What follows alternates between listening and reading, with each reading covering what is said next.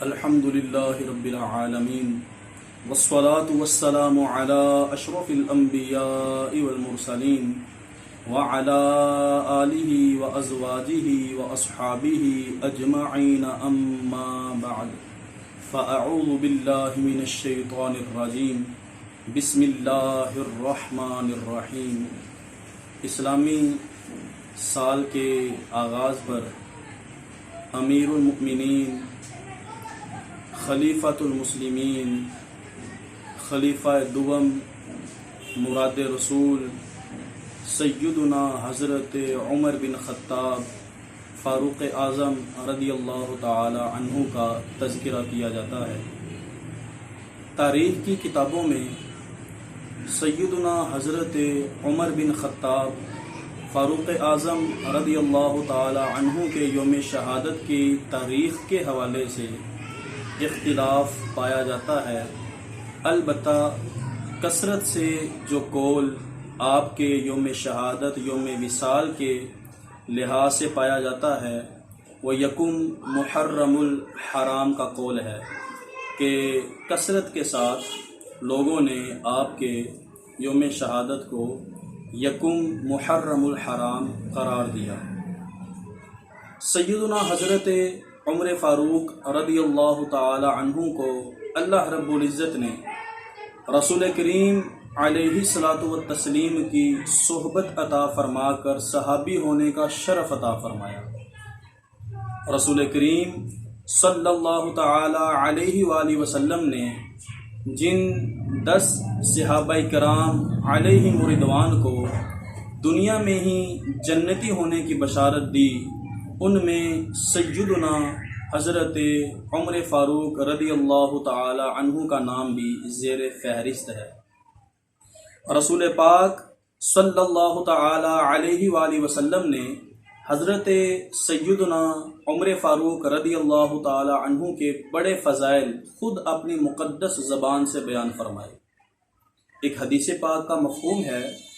رسول پاک صلی اللہ تعالی علیہ وآلہ وسلم نے ارشاد فرمایا کہ اے لوگو، میرے بعد کوئی نبی نہیں،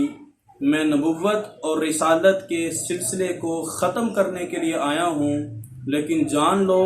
کہ اگر میرے بعد کوئی نبی ہوتا تو وہ خطاب کا بیٹا عمر ہوتا۔ یعنی حضور علیہ الصلاۃ والسلام نے نگاہ نبوت سے حضرت عمر فاروق رضی اللہ تعالی عنہ کے اندر وہ اوصاف دیکھے تھے جو اوصاف ایک نبی اور رسول کے اندر موجود ہوتے ہیں۔ صحابہ کرام علیہم رضوان حضرت عمر فاروق رضی اللہ تعالی عنہ کے بڑے فضائل بیان کیا کرتے ہیں۔ حضرت عمر فاروق رضی اللہ تعالی عنہ کے یوم شہادت کے بعد حضور علیہ الصلاۃ والسلام کے بڑے پیارے صحابی سیدنا حضرت عبداللہ بن مسعود رضی اللہ تعالی عنہ بیان کرتے ہیں کہ لوگوں، عمر تو وہ ہے کہ جب عمر نے سلام قبول کیا تو اللہ رب العزت نے عمر کے سلام قبول کرنے کی برکت سے دین اسلام کو عزتیں اور بلندیاں عطا فرما دی۔ تو صحابہ کرام بھی حضرت سیدنا عمر فاروق رضی اللہ تعالی عنہ کا تذکرہ کیا کرتے تھے۔ حضرت سیدنا عمر فاروق رضی اللہ تعالی عنہ جب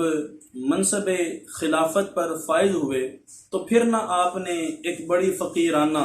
اور ایک بڑی درویشانہ زندگی بسر کرنا شروع کی۔ آپ اپنے گھر والوں کو کہا کرتے تھے کہ میرے گھر والوں سن لو، میری بیوی تم بھی سن لو، میرے بیٹوں تم بھی سن لو، میری بیٹیوں تم بھی سن لو کہ میں بن گیا ہوں امیر، اب میں مسلمانوں کا خلیفہ بن گیا ہوں۔ اب اس کا مطلب یہ نہیں نا کہ میرے گھر والے اپنی مرضی کے مطابق زندگی گزارنا شروع کر دیں۔ فرمایا نہیں، اس بات کو یاد رکھو کہ جب میں مسلمانوں کو کوئی حکم دوں گا، اپنی رعایا کو کوئی حکم دوں گا تو سب سے پہلے تمہیں اس حکم پر عمل کرنا ہوگا۔ یہ حضرت عمر فاروق خلیفہ بننے کے بعد، مسلمانوں کے امیر بننے کے بعد اپنے گھر والوں کو نصیحت کر رہے ہیں، اور اس سے بھی سخت بات کی سیدنا حضرت عمر فاروق رضی اللہ تعالیٰ عنہ نے فرمایا، اگر میری رعایا میں سے کوئی شخص میرے حکم پر عمل نہیں کرے گا تو اس کو ایک سزا دی جائے گی، اور اگر کسی میرے گھر والے نے میرے حکم کی عدولی کی، میرا حکم نہ مانا، تو اس کو میں 2 گنا سزا دوں گا۔ تو حضرت عمر فاروق رضی اللہ تعالیٰ عنہ نے ایک بڑی عادلانہ منصفانہ زندگی بسر کی۔ سیدنا حضرت عمر فاروق رضی اللہ تعالیٰ عنہ نے جب فقیرانہ زندگی بسر کی نا، تو روایات میں آتا ہے کہ جب آپ کا وصال شریف ہوا، جب آپ نے جام شہادت نوش کیا، تو آپ کے مبارک جسم پر جو کرتا تھا، اس کرتے کے اندر 17 پیوند لگے ہوئے تھے، یعنی جگہ جگہ سے کرتا پھٹتا تھا۔ آپ نیا کرتا نہیں بنواتے تھے، بلکہ اسی کو پیوند لگا کر کرتا پہن لیا کرتے تھے۔ کس قدر رسول پاک علیہ الصلوۃ والسلام نے حضرت سیدنا عمر فاروق رضی اللہ تعالی عنہ کی شان بیان کی، اور آپ نے کس قدر عاجزانہ زندگی بسر کی۔ آپ کے ایک دوست نے جو کہ صحابی رسول ہیں، آپ کے گھر نہ قالین بھیجا، اس لیے کہ جو بادشاہ ہوتے تھے اس وقت وہ قالینوں پر استراحت کرتے تھے، آرام فرماتے تھے۔ تو آپ چونکہ مسلمانوں کے امیر تھے، مسلمانوں کے خلیفہ تھے، تو انہوں نے بھی اسی نیت سے آپ کے گھر قالین بھجوایا۔ تو آپ جب گھر تشریف لائے نا، تو آپ نے وہ قالین پڑا ہوا دیکھا، آپ نے پوچھا کہ یہ کون دے کر گیا ہے؟ تو انہوں نے نام بتایا کہ فلاں صحابی دے کر گئے ہیں۔ آپ نے فوراً جو ہے نا اپنے غلام کو بھیجا کہ ان کو بلا کر لاؤ۔ تو جب بلا کر لایا گیا تو حضرت عمر فاروق رضی اللہ تعالیٰ عنہ نے وہ قالین لپیٹا، اور لپیٹنے کے بعد اس صحابی کے سر میں مارا، اور مار کر کہنے لگے کہ تم یہ چاہتے ہو کہ جس طرح بادشاہ زندگی بسر کرتے ہیں میں ویسے زندگی بسر کروں؟ تم مجھے نرم گرم بستر پر سلانا چاہتے ہو؟ یاد رکھو، اللہ رب العزت نے تو مجھے وہ حوصلہ دیا ہے کہ اگر عمر زمین پر اینٹ کا تکیہ بنا کر بھی سو جائے تو اللہ رب العزت سکون اور راحت کی نیند عطا فرما دیتا ہے۔ یہ اختصار کے ساتھ یکم محرم الحرام کے حوالے سے،